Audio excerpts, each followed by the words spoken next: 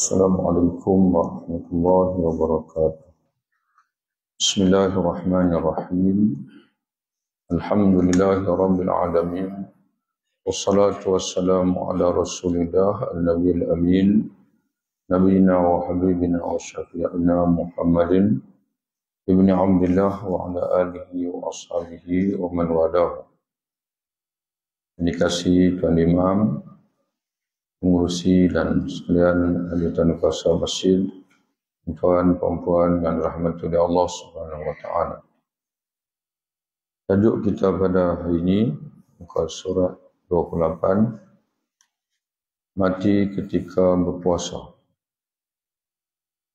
Sabda Nabi sallallahu alaihi wasallam, "Man khutima lahu bisiyami yaumin dakhala jannah." Sesiapa ditamatkan hidupnya dengan puasa pada hari itu, dia akan masuk syurga. Di sini terdapat dalam Musnad Al-Bazzar. Jadi salah seorang daripada imam hadis, walaupun dia tak semasyhur Imam Bukhari, Imam Muslim, iaitu Imam Al-Bazzar. Al-Bazzar ini dia ada Musnad dari Huzaifah, sahabat Nabi radhiyallahu anhu. Kata Imam Suyuti, hadis ini hadis sahih. Difahami dari hadis ini kelebihan puasa sebagai ciri khas husnul khatimah. Husnul khatimah iaitu kematian yang baik.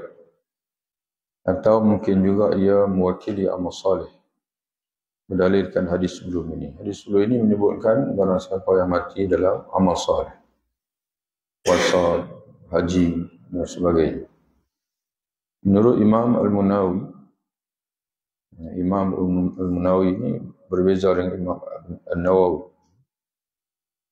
Imam Al-Munawi, Abdul Rauf Al-Munawi, seorang ulama Mesir. Kalau tuan-tuan puati tadi kita sebut Imam As-Suyuti kata hadis sahih. Di mana dia sebut tu dalam kitab dia Al-Jami' As-Saghir. Jami' As-Saghir ini kitab Imam Suyuti. Ada 10,000 hadis. Imam Suyuti dia susun ikut abjad, hadis yang mula dengan alif, kemudian hadis selesai hadis yang mula dengan alif. Contoh macam hadis innamal a'malu binniyat mula dengan alif. Jadi banyaklah beratusan hadis yang mula dengan alif. Habis selesai, kemudian hadis yang mula dengan ba pula. Okay. Kemudian hadis yang mula dengan huruf ta. Jadi semua sampai ya, sampai hadis ya, senang pun nak cari. Dia buat buku waktu, walaupun zaman dia tak ada komputer. Jadi daripada kepala dia tu, Imam As-Suyuti rahimahullah, dia beritahu pada murid-murid dia, kata dia menghafal 200,000 hadis. Ini dia tapis daripada hafalan dia itu 10,000 hadis masukkan dalam tu. Kemudian datang ulama Imam Al-Munawi inilah, dia syarah 10,000 hadis tu. 10,000 hadis tu ke semua dia syarah. Yang dalam kitab dia namanya Faidul Qadir, syarhi bisyarhi Al-Jami' As-Saghir. Jadi syarah semua sekali. 6 jilid. Jadi kitab dia 6 jilid.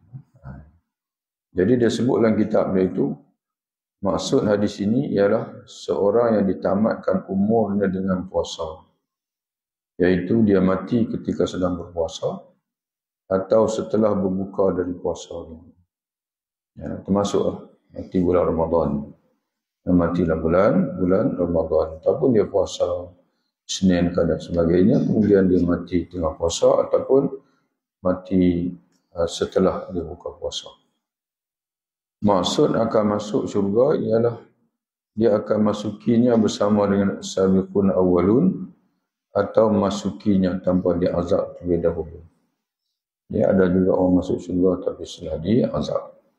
Tapi orang yang beramal soleh, maka dia masuk syurga tanpa diazab oleh Allah Ta'ala. Jadi puasa ni bukan sekadar kita menahan lapar, tapi menyucikan jiwa. Ia menjadi perisai dari neraka Sebab itulah hadis Nabi sebut as-sawmu junnatun. Kalau tuan-tuan dan perempuan biasa mengaji kita hadis 40, akan jumpalah hadis tu. Ada salah satu hadis itu ada Nabi sebut as-sawmu junnatun. Junnatun makna perisai. Yang junnatun ni kalau dalam perang, orang zaman dulu sebelah tangan dia pegang pedang, sebelah tangan lagi dia pegang perisai itu. Perisai itu dia panggil junnatun. Jadi puasa ni junnatun kata Nabi. Perisai. Perisai daripada apa? Di dunia daripada maksiat. Jangan kalau orang tu dia puasa sungguh-sungguh, dia tak akan buat maksiat. Sebab dia dalam ibadat. Puasa ni ibadat yang paling lama puasa lah. Daripada daripada pagi sampai benam matahari. Kalau semayang 10 minit je. Tapi masalah kita sekarang ni, orang sekarang ni, dia tengah puasa tu, dia tak perasan ketika dalam ibadat. Dia tengah puasa pun dia boleh buat lagi benda-benda yang tak elok. Sebab dia tak puasa kata dia sedang dalam ibadat kepada Allah Ta'ala. Dan penenang di akhir hayat. Mana akhir hayat, dia akan dikurniakan Allah dengan mati yang baik. Maka berpuasalah kerana ia mungkin menjadi sebab engkau mati dalam rahmat Allah Ta'ala. Kemudian tajuk seterusnya, mati di jalan Allah. Sabda Nabi SAW, Man qutila fi sabilillahi fahuwa fil jannah. Sesiapa mati terbunuh di jalan Allah, maka dia akan berada dalam syurga. Yang musnad Imam Ahmad dari Umar radhiyallahu anhu, isnadnya kuat. Jadi istilah ulama-ulama menunjukkan pada hadis ini, ada kalanya dia sebut hadis sahih. Hadis sahih. Makna dari segi sanad pun kuat, matan pun kuat. Ada kalanya ulama hadis ini dia sebut sanad saja. Sanad hadis tu kuat. Jadi maknanya matan tu dia serah pada alim ulama lah, tengok matan macam mana pula. Jadi mungkin tuan-tuan akan bertanya. Sambil nusilan kita sebut juga lah ilmu hadis ni supaya kita boleh tahu macam mana alim ulama dia menilai satu hadis. Ada kalanya sanad tu kuat tapi matan tu ada keraguan. Dia boleh berlaku macam tu. Sanad tu kuat. Mana sanad kuat tu sebab kita sekarang ni dengan Rasulullah jauh. Tak boleh sebut kita lah, kita kata daripada Imam Bukhari. Daripada Imam Bukhari pada Rasulullah, mereka tak jumpa sendiri Rasulullah. Dan mereka tak sempat jumpa dengan sahabat. Jadi macam mana mereka nak tahu bahawa hadis itu memang daripada Rasulullah? Itu dia panggil sanad tu. Dia terima daripada guru dia. Guru dia terima daripada guru dia. Guru dia terima daripada guru dia. Rasulullah sedia maklumlah benar. Sahabat pun sedia maklum benar. Allah Ta'ala sendiri recommend dalam Quran. Orang sahabat-sahabat ni orang jujur. Tapi selepas generasi sahabat, dia tak ada recommend tu. Jadi mereka terpaksa trace. Individu ni, orang zaman dia kata apa. Orang sezaman dengan dia, mereka kata apa. Maka kalau mereka kata, orang ni tak boleh percaya. Kaki pembohong. Maka kalau hadis tu lalu ikut dia, orang lain tak ada pun hadis tu. Maka itu yang panggil hadis palsu tu. Hadis ini, orang lain tak cerita. Orang sezaman dengan dia tak cerita hadis tu. Tiba-tiba dia cerita. Dan dia pula kaki pembohong. Maka akan ditulis hadis tu hadis palsu. Makna dia bohong. Sebab dia tak nak jumpa Rasulullah. Kerana dia yang mereka hadis tersebut. Ataupun tawakuf kalau orang tak kenal dia. Ni fulan ni tak dikenali ni, tak tahu. Tak ada cerita. Orang sezaman dengan dia pun dia hidup sekian-sekian tahun. Tapi tak ditemui. Majhul dia panggil. Maka hadis tu tawakuf. Jadi tuan-tuan sekalian, boleh berlaku. Mana hadis sanad itu sahih. Tapi hadis tu berlaku dia panggil. Ulama terpaksa tawakuf. Contoh boleh besar. Yang hari ini timbul perdebatan. Ayah Nabi. Sahih Muslim. Dalam Sahih Muslim. Nabi menyebutkan bahawa ayah dia dalam neraka. Itu yang menjadi perdebatan pada hari ini. Okay? Ayah Nabi, Nabi kata, ayahku. Bila seorang sahabat tanya, ayahku di mana ya Rasulullah? Nabi kata, ayah kamu dalam neraka. Okay? Lalu Nabi sebut lepas itu, ayah kamu dan ayahku dalam neraka. Jadi, hadis ini, bila ada dalam Sahih Muslim, dari segi sanad dia itu sahih. Sebab Sahih Muslim, Sahih Bukhari, diiktiraf para ulama bahasanya hadis itu dari segi sanad susul galur itu sahih, tapi dari segi matan tu dia agak meragukan. Sebab apa? Sebab ayah Nabi tak sempat jumpa Nabi. Dia hidup pada zaman sebelum Nabi diutuskan oleh Allah Taala. Disebut ahlul fatrah dia. Dan Quran sebut apa? Quran sebut wa ma kunna mu'adzibina hatta nab'asa rasula. Kami, kata Nabi.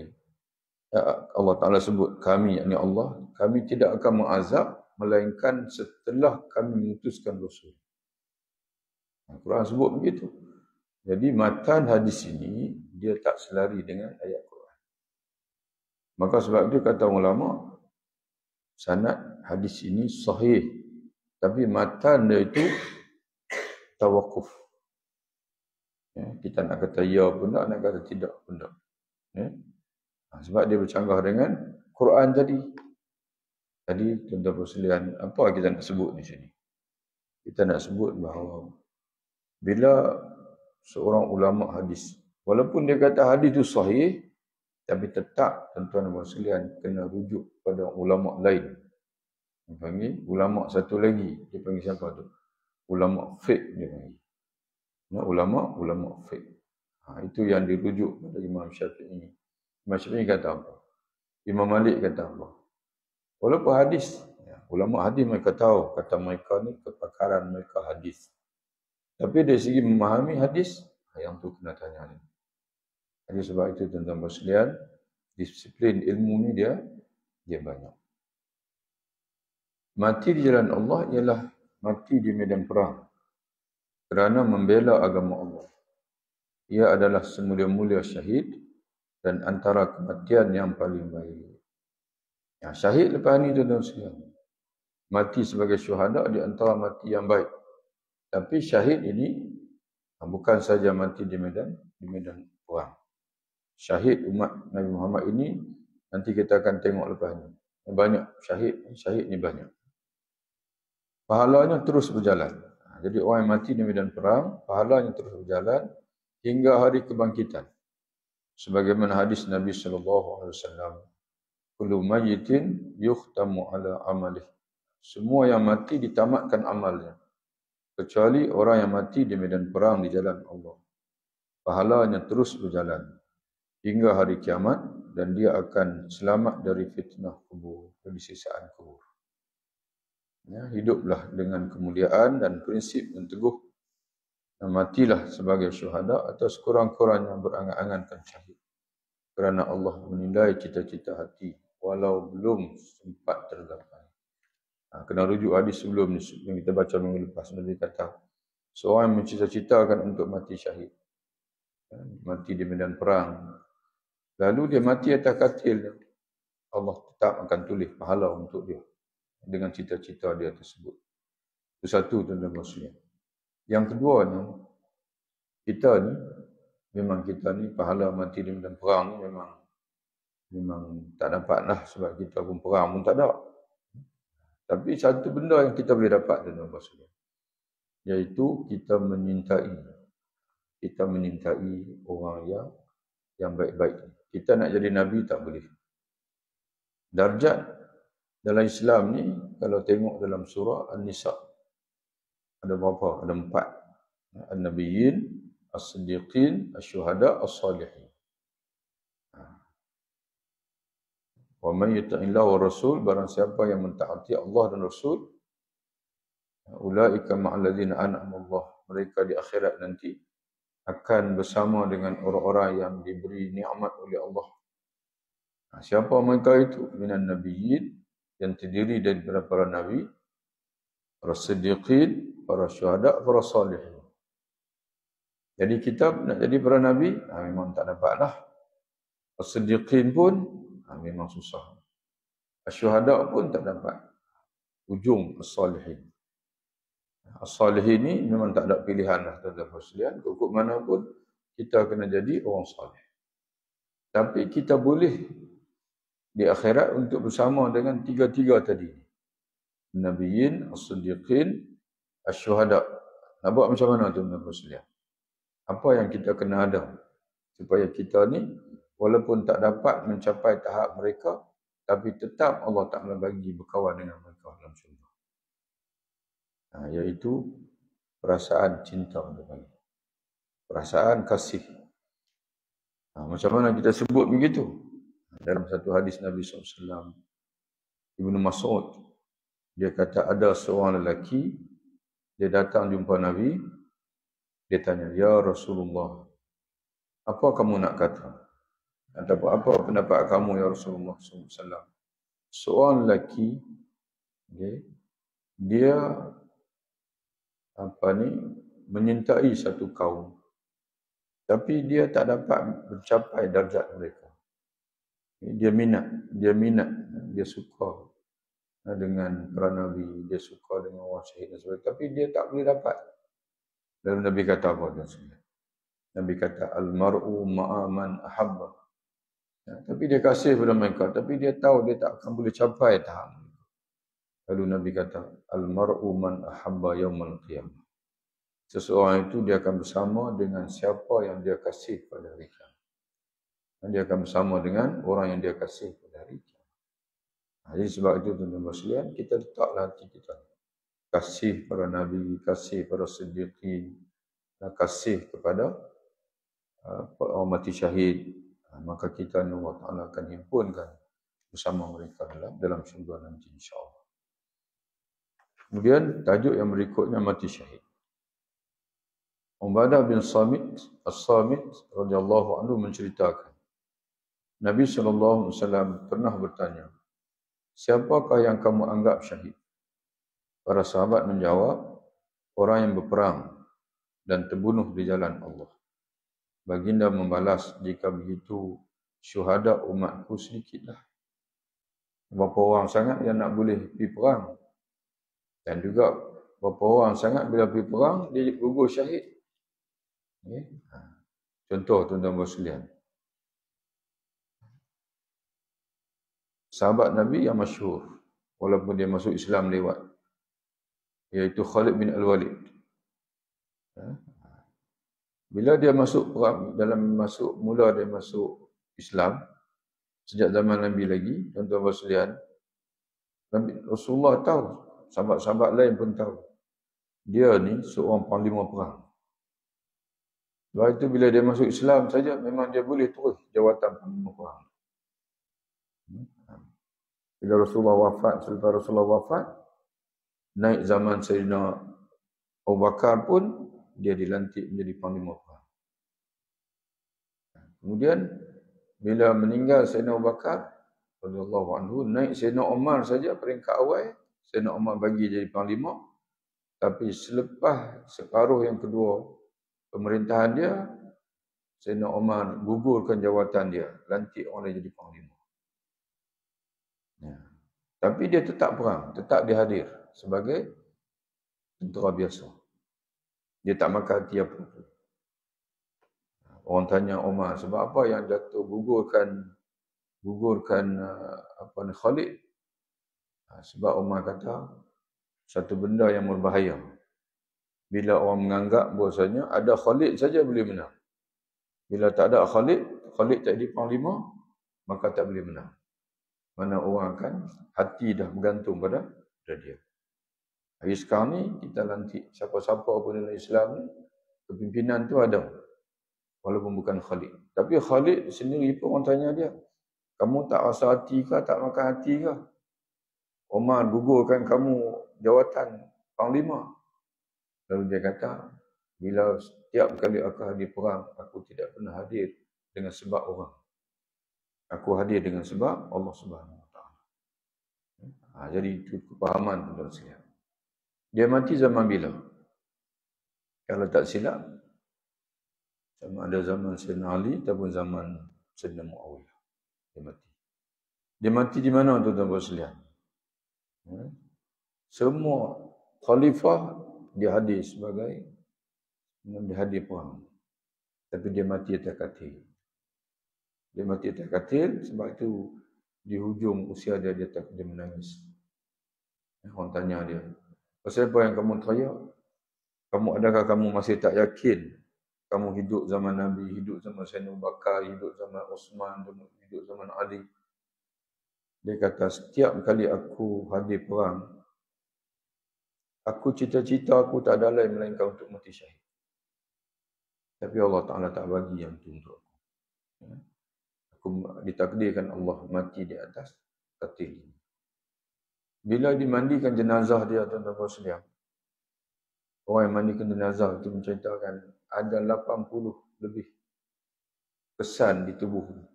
Dia panggil kesan, dia panggil kesan tombak pun ada, kesan panah pun ada, kesan pedang pun ada di tubuh ni. Mana tubuh ni orang kata dah tak elok dah.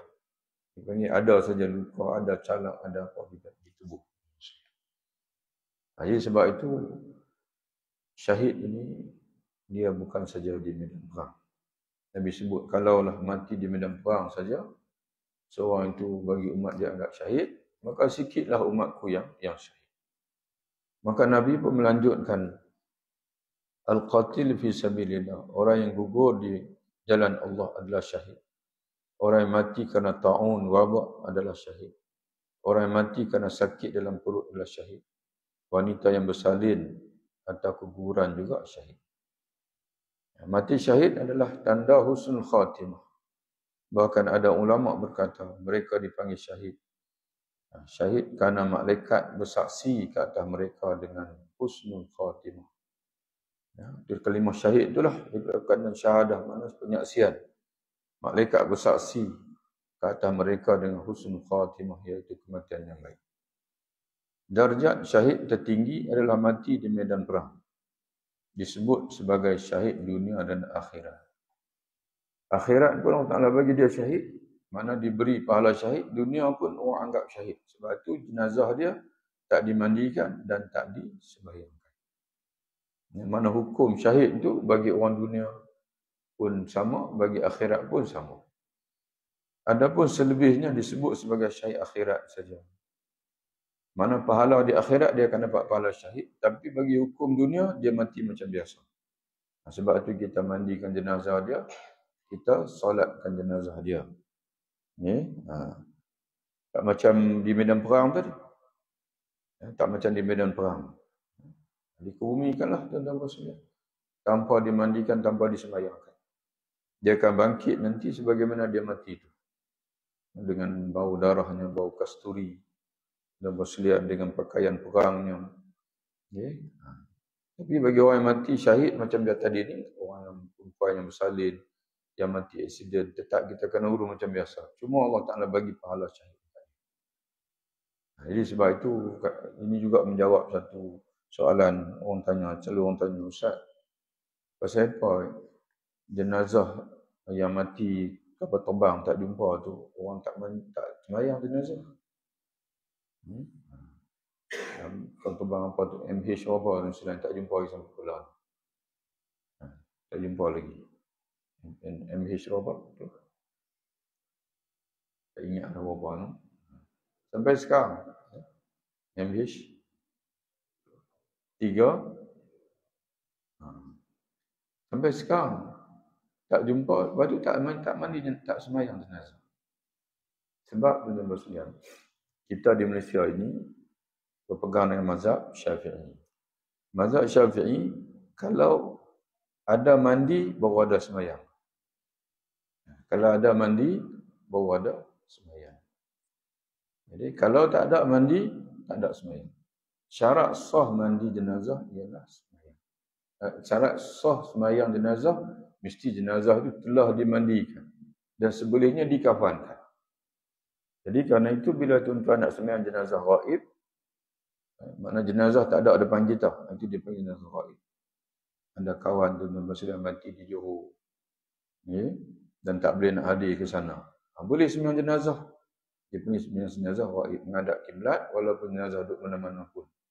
Ya, kalau jenazah duduk di mana-mana pun. Tapi dengan syarat jenazah tu dah dimandikan. Kalau tidak, tak sah sembahyang. Kena telefonlah orang sana. Nanti kalau jenazah dah mandi, beritahu saya. Boleh. Kalau tuan-tuan mandi, orang dengar mati saja, terus sembahyang. Tak sah. Tidak sah. Mesti dia panggil, keboleh-bolehnya dikafankan dulu. Itu yang paling baik. Jadi sebab itu bila jenazah tu tak ditemui, tak ada mandi. Tak dimandikan, bermakna tidak boleh disembayangkan. Itu sebab dia begitu. Kesianlah Ustaz, tak boleh sembayang. Mereka syahid. Yang Islam lah. Yang tak Islam duduk dalam kapal terbang tu, itu tak payahlah. Mereka syahid. Mereka dah dikurniakan Allah dengan pahala syahid. Kerana mereka mati. Kalau mereka mati tenggelam, kita pun tak tahu. Kapal terbang tu meletup ke, kita pun tak tahu. Tapi kita heran lah. Zaman moden lah ni dengan satelit pun ada. Tapi tak tahu. Rasa-rasanya ada orang tahu. Ada yang tahu. Tapi akan terdedah tuan-tuan bersekalian. Akan terdedah di 10 tahun, 20 tahun nanti. Bila orang yang terlibat dalam perancangan, wallahu alam lah. Kalau batu benda tu hilang sebab perancangan, dia pun mati, maka ketika itu akan terdedah. Barang siapa yang mereka diberi pahala syahid di akhirat, namun di dunia tidaklah dihukum syahid. Namun ganjaran itu dengan syarat mereka mati dalam keadaan ketaatan. Dalam keadaan iman dan taat, bukan dalam maksiat. Terdapat riwayat menyebutkan, sesiapa meninggal dalam keadaan sakit, maka dia mati dalam keadaan syahid. Dan dia dilindungi dari fitnah dua malaikat penguji kubur, iaitu Munkar Nakir. Jadi malaikat Munkar Nakir pun tak tanya soalan untuk mereka. Dia tak tanya soalan untuk mereka. Serta diberi rezeki dari syurga pada waktu pagi dan petang. Hadis sebagaimana Sunan Ibn Majah, cuma ulama kata hadis ini adalah dhaif. Tapi dia jadi iktibarlah sekalian untuk faham makna syahid itu. Jika hati tetap taat dan redha pada takdir ilahi, maka kematian walau dalam bentuk apa sekalipun adalah keindahan tersendiri. Karena Allah menilai sabar dan penyerahan kita, bukan cara pemergian kita. Jadi sebab itu kita kena sabar, sakit sabar. Ya, apa-apa berlaku sabar, karena Allah Taala nak bagi dekat kita tu kematian yang baik. Kematian yang baik. Wallahu a'lam bishawab. Assalamualaikum warahmatullahi wabarakatuh.